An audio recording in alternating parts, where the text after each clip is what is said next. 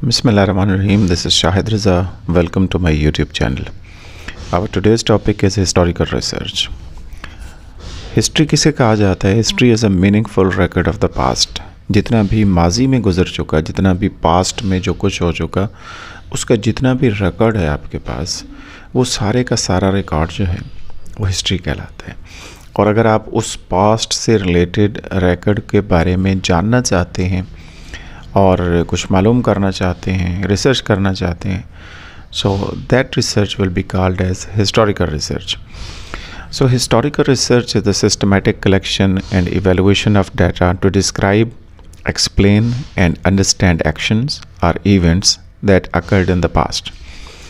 Historical research क्या है? एक systematic collection है और evaluation of data है कि हम इसमें different जो past से related चीज़ें हैं उसको systematically collect करते हैं और डाटा को इवेलुएट करते हैं ताकि हम डिस्क्राइब कर सकें, एक्सप्लेन कर सकें और अंडरस्टैंड कर सकें तमाम एक्शंस और इवेंट्स जो भी पास्ट में गुजरे हैं. एनालाइजिंग द प्रीवियस इंफॉर्मेशन और events thoroughly and testing their validity.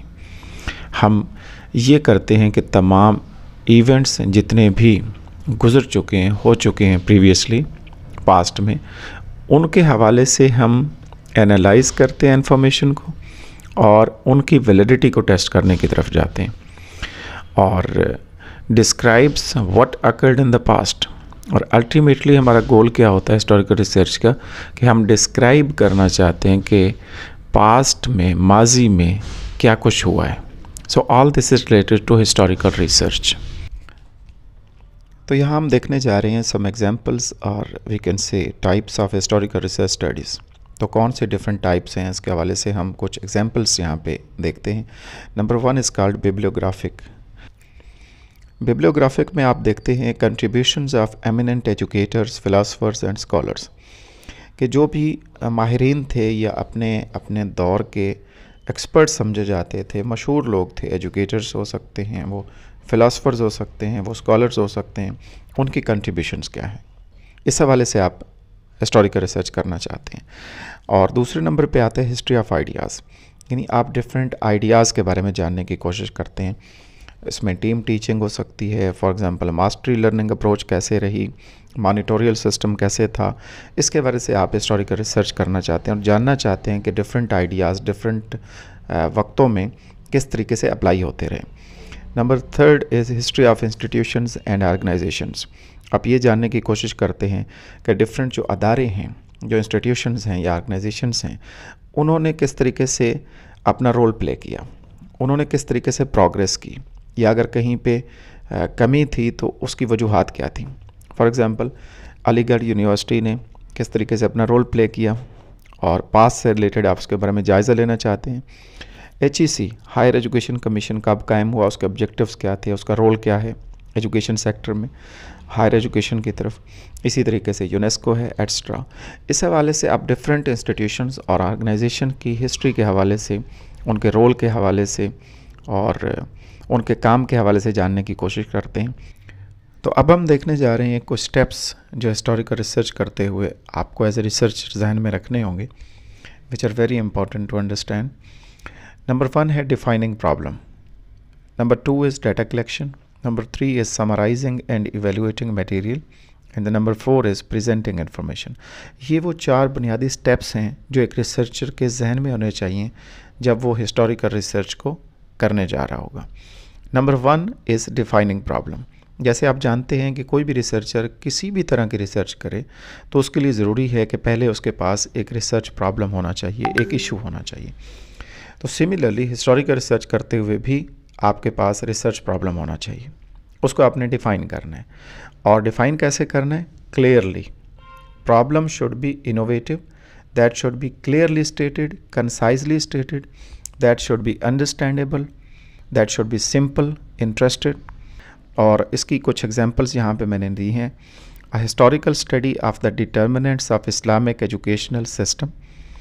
And number 2 is attendee record from 2 different school districts over a 10 years period.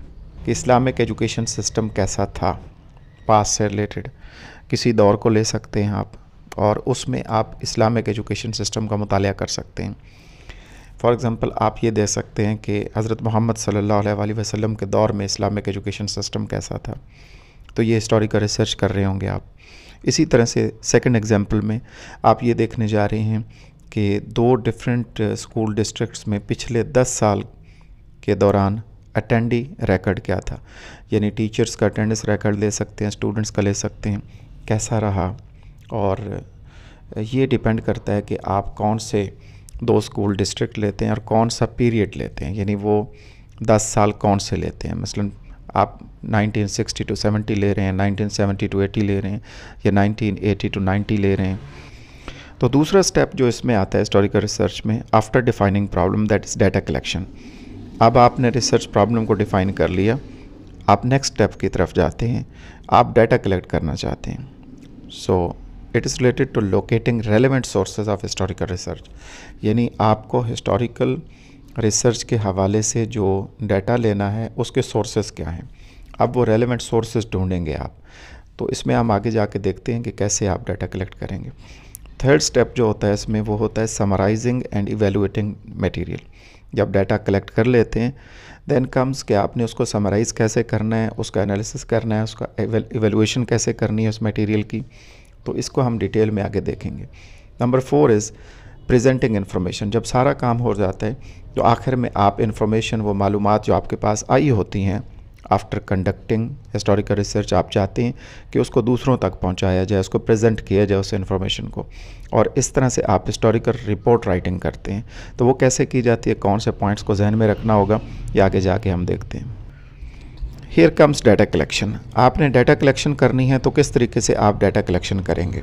Historical sources of data are usually classified into 2 main categories, primary sources and secondary sources.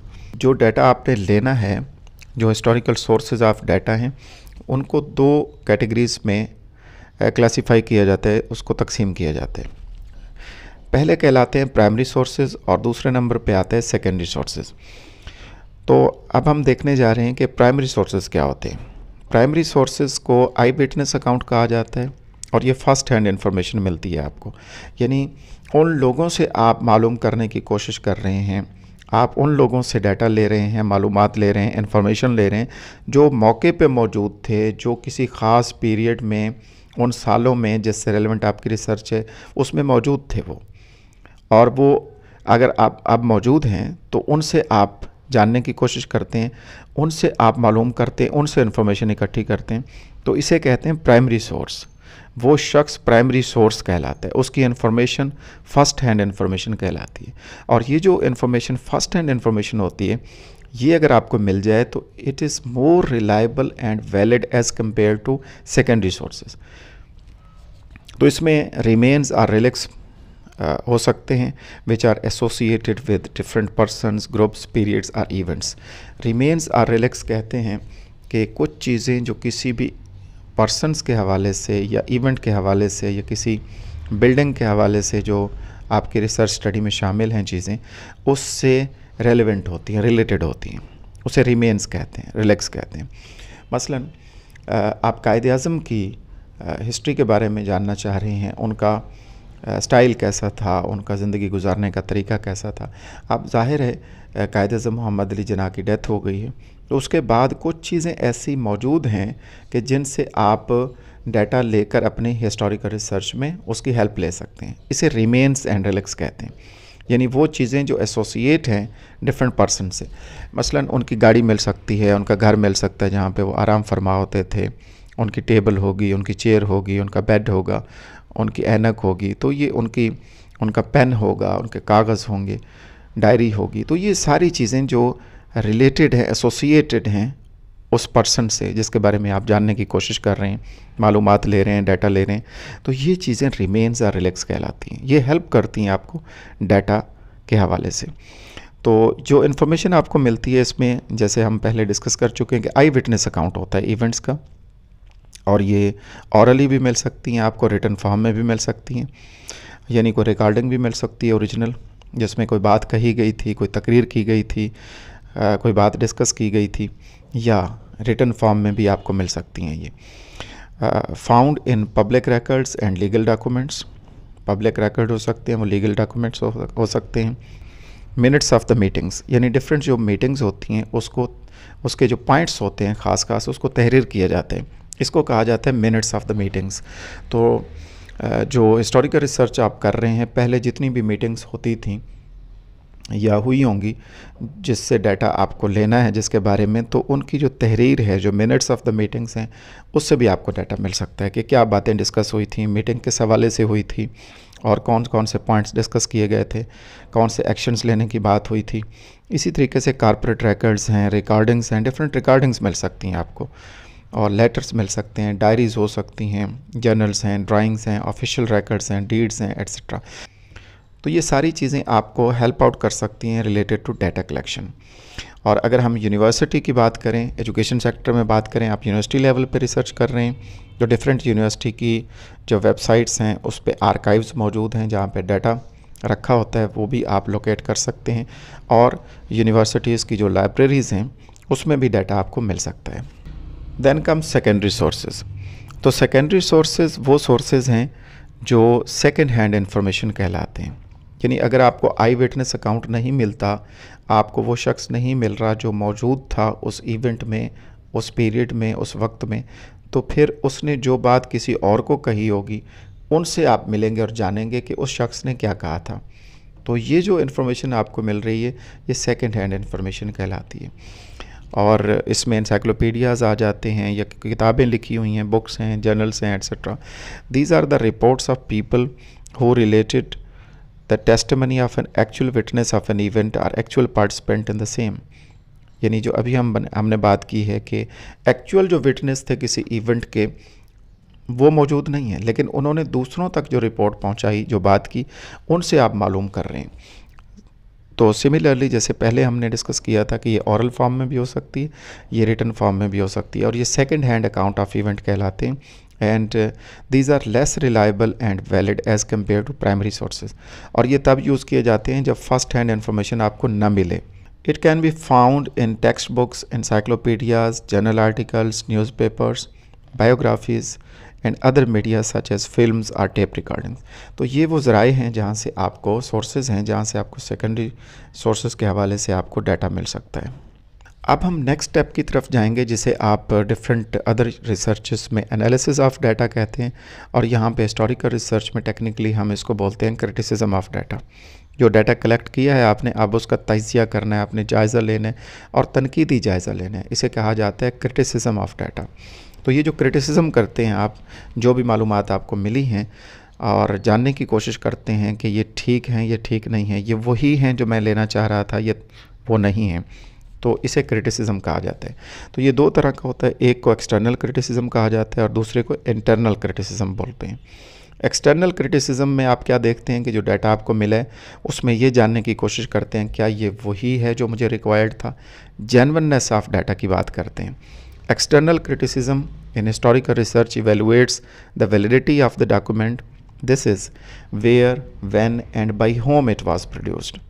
इसमें आप ये जानने की तरफ जाते हैं कि ये डॉक्यूमेंट जो मुझे मिला है क्या ये वही है जो मुझे चाहिए था, उसकी वैलिडिटी के बारे में मालूम करना चाहते हैं।